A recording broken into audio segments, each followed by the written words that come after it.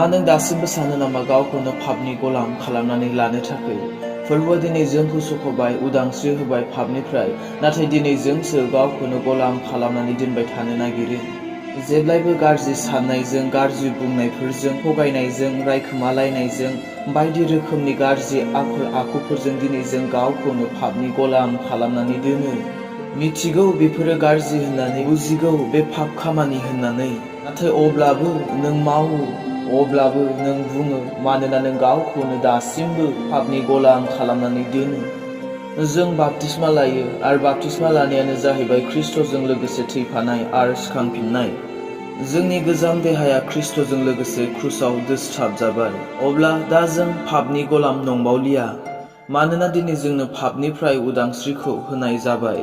नाथाय दिनै उदांस्रिखौ मोनबाबो मोनि बादि, गिर्जा मोनसेयावनो हाबो नाथाय बेबा बेखौ नायनो हाया, बेबा बेखौ सैया, बेबादि पाप गोसोखौ लानानै फैयो।